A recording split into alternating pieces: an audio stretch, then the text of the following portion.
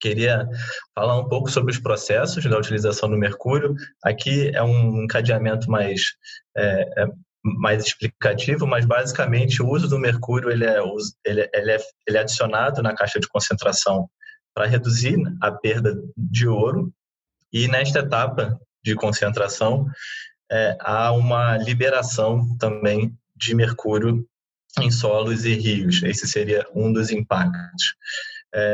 E isso gera também, essa junção do mercúrio com o ouro gera exatamente o que chamamos de amalgamação, que é uma liga metálica de ouro e mercúrio. Então, após a formação dessa amálgama, há o processo da queima, e nesse processo da queima, a separação do mercúrio, que é emitido na atmosfera, e o ouro, restando o ouro ao seu final. Então, indo especificamente, falando um pouco sobre os parâmetros do mercúrio, é bem interessante a gente contar com os especialistas hoje aqui, que podem também nos ajudar explicando esses parâmetros. O primeiro parâmetro seria a proporção de mercúrio e a perda de mercúrio diretamente na atmosfera. E a gente vai contar com a presença da Zuleika falando exatamente sobre isso.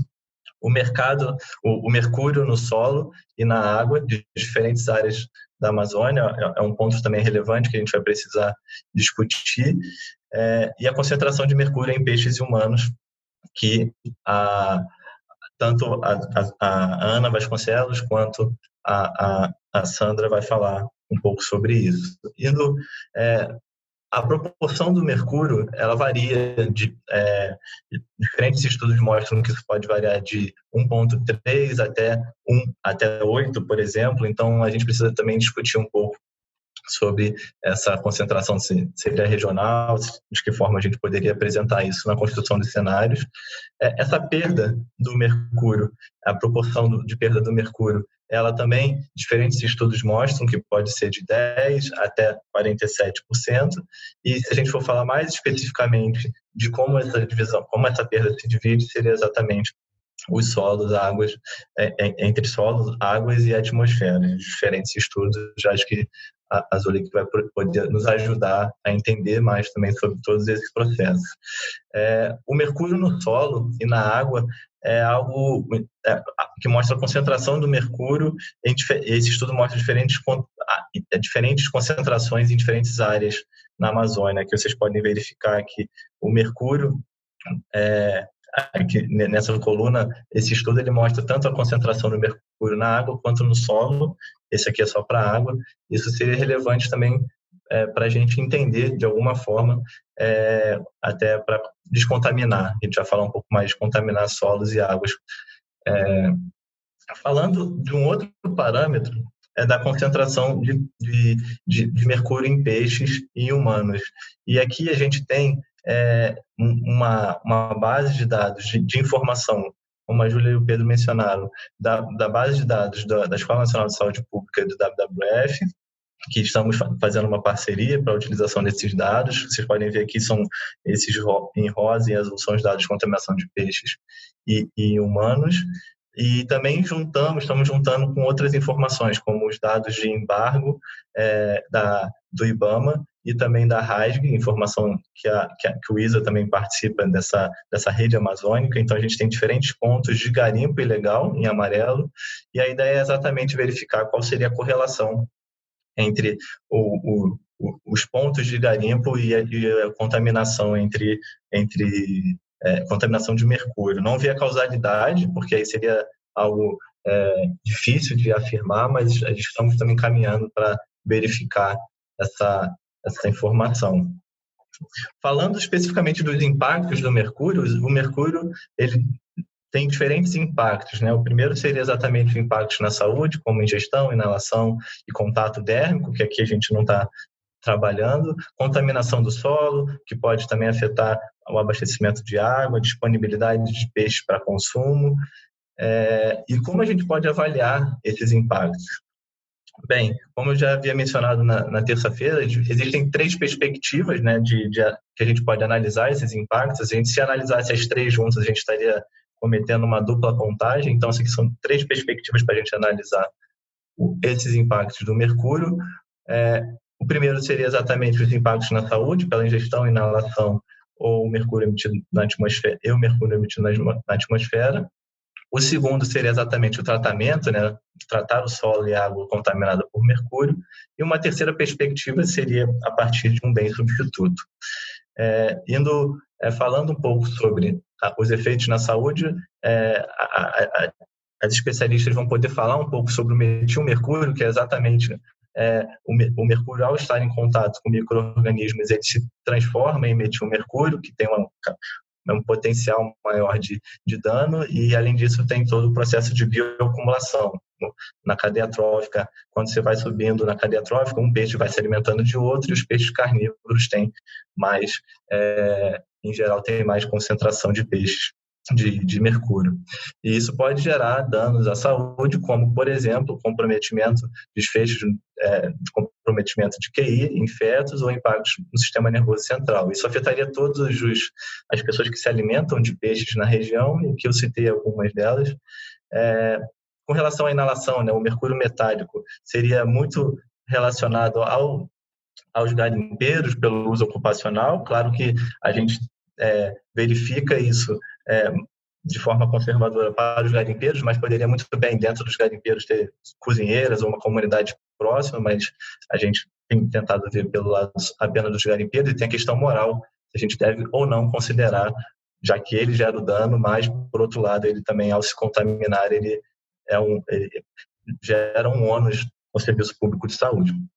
E, por último, o mercúrio, no seu ciclo do mercúrio na atmosfera, isso seria muito complexo, que no momento a gente não estamos considerando. Falando um pouco dos efeitos na saúde humana, uma das formas exatamente da gente verificar isso é a partir da plataforma Usitox, uma plataforma construída pela UNEP, e aqui nós temos um estudo do ano passado, que foi feito para o Peru, e ele mostra que 1 quilo de ouro gera, por exemplo, pode gerar, né, 2 casos de doenças não cancerígenas e 0,02 casos de doenças não cancerígenas. Aqui a gente tem um infográfico para ilustrar exatamente isso. A Máurea, desculpa, ela vai explicar um pouco mais sobre essa plataforma ao longo da apresentação, na última apresentação. A perda de QI é exatamente esse desfecho. A Ana Vasconcelos, ela vai tratar desse tema, e é muito interessante porque ela faz isso a partir na construção de cenários. Ela fez um mapeamento de 27 artigos na escala regional, local, e ela vai mostrar para a gente esse indicador de saúde, anos de vida perdidos ajustados por incapacidade, que vai nos ajudar a compreender melhor como a gente pode verificar isso na prática, essa perda de QI dos fetos. E um outro impacto seria exatamente a inalação de mercúrio. E aqui a gente teria, por exemplo, a gente teria alguns indicadores que a gente precisaria conhecer, que seria a média de extração de grama de ouro por garimpeiro. É claro que esse valor de 1948 pode variar, esse foi de um estudo, a gente pode pegar uma média de vários estudos.